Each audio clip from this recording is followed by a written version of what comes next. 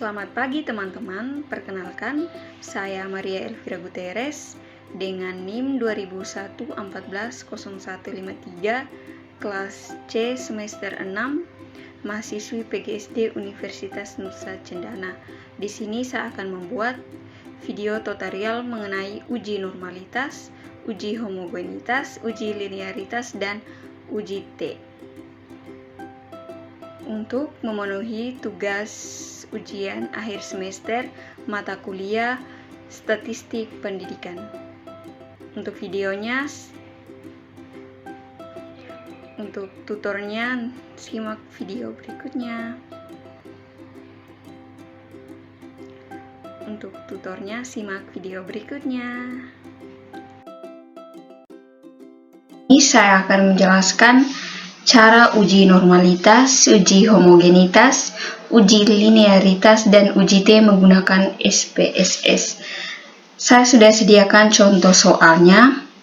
Seorang mahasiswa akan melakukan penelitian untuk mengetahui apakah pembelajaran discovery learning dapat meningkatkan hasil belajar siswa pada materi konsep IPA SD kelas 3. Nah, ini berikut data tes. Di sini ada 10 sampel yang akan diuji, yakni ada tes awal dan ada tes akhir. Nah, untuk uji yang pertama yakni uji normalitas. Kaidah pengujiannya itu jika nilai signifikan lebih besar 0,05 maka data penelitian bersifat normal. Sedangkan jika nilai signifikan kurang 0,05 maka data penelitian bersifat tidak normal. Nah, berikutnya saya akan menjelaskan cara kerja di aplikasi SPSS. Aplikasi SPSS, untuk name yang pertama kita beri variabel X dan yang kedua kita beri variabel Y. Nah, untuk desimal, karena data yang kita gunakan tidak berbentuk desimal, kita kosongkan saja. Nah, untuk labelnya itu variabel X diberi tes awal dan variabel Y diberi tes akhir. Nah, teman-teman, untuk value yang pertama labelnya itu tes awal, kemudian di ADD. Nah, untuk value yang kedua labelnya itu tes akhir, kemudian di ADD. Klik OK. Nah, untuk measure-nya itu kita ganti ke scale. Nah, setelah tampilannya seperti ini, teman-teman tinggal klik data view. Kemudian untuk variabel X-nya itu kita copy data tes awal.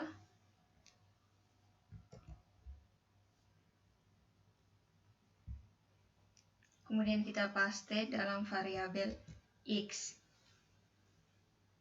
Sama halnya juga dengan data tes akhir. Kita blok, kemudian copy dalam. Sudah seperti ini dan data-datanya sudah pas. Teman-teman klik analyze, kemudian klik descriptive statistik, klik analyze, kemudian klik descriptive statistik, kemudian teman-teman klik explore.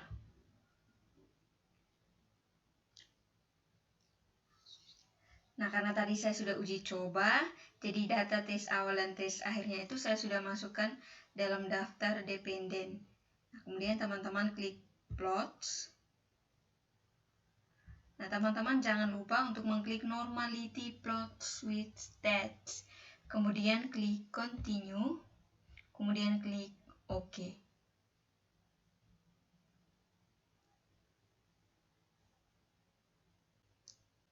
Nah, ini teman-teman hasilnya. Sekarang kita cari data uji normalitasnya. Dan ini hasilnya. Oke. Kita kembali ke kajian pengujian.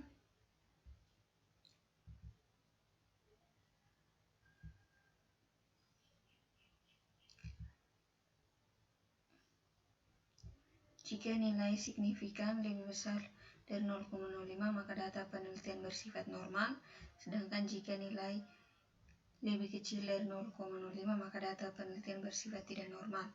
Nah, dari uji coba tersebut nilai signifikannya itu 0,688 dan 0,115, sehingga dapat kita tarik kesimpulan bahwa hasil sebelum dan sesudah menggunakan pembelajaran discovery learning bersifat normal karena nilai signifikannya itu lebih besar dari 0,05. Nah, setelah kita menguji normalitas, sekarang kita uji homogenitas. Nah, di sini kaidah pengujiannya itu jika nilai signifikan lebih besar dari 0,05 maka data penelitian bersifat homogen, sedangkan jika nilai signifikan kurang dari 0,05 maka data penelitian bersifat tidak homogen. Nah, langsung saja kita masuk dalam SPSS.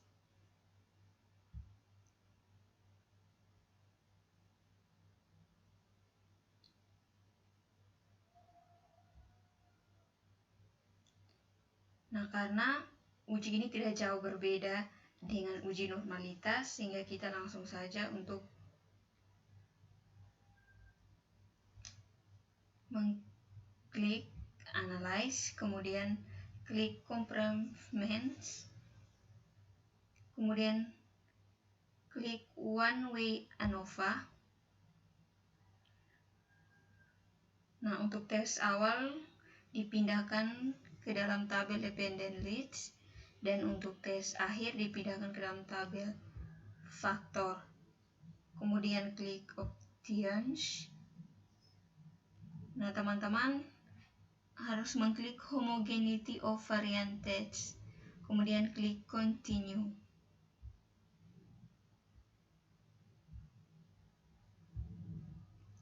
Kemudian klik OK. Kembali ke dalam kajian pengujian.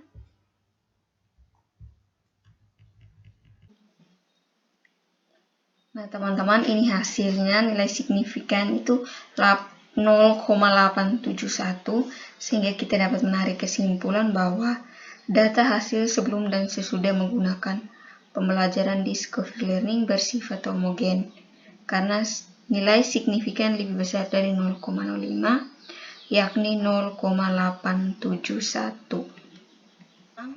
Sekarang kita lanjut uji yang ketiga, uji linearitas dengan kaidah pengujian. Jika nilai signifikan lebih besar dari 0,05 maka data penelitian bersifat linearitas, sedangkan jika nilai signifikan kurang dari 0,05 maka data penelitian bersifat tidak linearitas. Nah, langsung saja kita coba di aplikasi SPSS. Karena data yang kita gunakan sama dan proses awal uji cobanya juga sama, saya langsung masukkan dalam data view. Kemudian ini data yang kita gunakan, kemudian teman-teman tinggal klik Analyze, kemudian klik Complements, kemudian teman-teman klik Mens.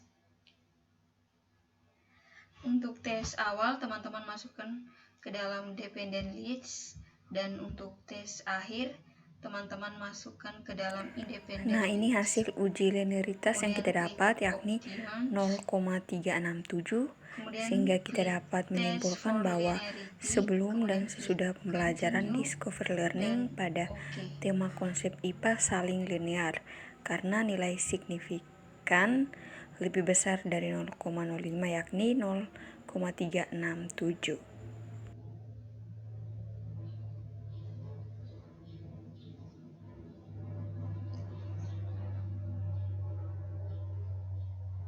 Untuk uji berikutnya itu kita akan uji T.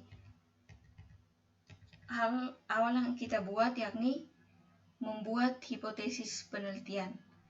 H0 tidak terdapat pengaruh pembelajaran discovery learning pada hasil belajar siswa, konsep IPA sebelum dan sesudah tes menggunakan pembelajaran discovery learning. Nah, setelah ketiga uji sudah berhasil, dan ini juga sebagai syarat kita untuk menguji T. Nah, sebelum kita uji T, kita harus membuat hipotesis penelitian. Yang pertama, H0 tidak terdapat pengaruh pembelajaran discovery learning pada hasil belajar siswa. Konsep IPA sebelum dan sesudah tes menggunakan pembelajaran discovery learning. Dan H-nya itu terdapat pengaruh pembelajaran discovery learning pada hasil belajar siswa. Konsep IPA sebelum dan sesudah tes menggunakan pembelajaran discovery learning. Nah, untuk kaidah pengujian, jika T hitung lebih besar T tabel, maka H0 ditolak. Itu artinya terdapat pengaruh. Sedangkan jika min tabel lebih kecil T hitung lebih kecil T tabel, maka H0 diterima. Artinya tidak terdapat pengaruh dengan nilai signifikan 0,05. Maka T tabelnya itu sama dengan 2,228. Uji dalam SPSS. Sebelumnya kita simpan dulu data yang tadi.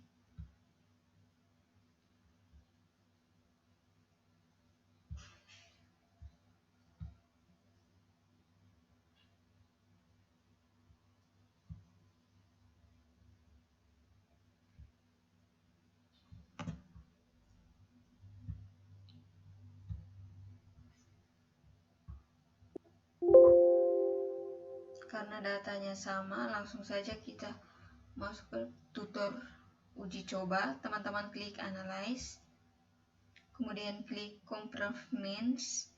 Karena kita menguji data berpasangan. Baik teman-teman, ini hasil dari uji T-nya. Didapat T hitungnya itu sama dengan min 1,253. Dan tadi sudah kita ketahui bahwa T tabelnya itu 2,228. Artinya T hitung lebih kecil dari T tabel, maka H0 diterima dan HA ditolak. Sehingga tidak terdapat pengaruh pembelajaran discovery learning pada hasil belajar siswa. Konsep IPA sebelum dan sesudah tes menggunakan pembelajaran discovery learning. Nah, sekian dari saya untuk uji normalitas, uji homogenitas, dan uji linearitas serta uji T menggunakan aplikasi SPSS.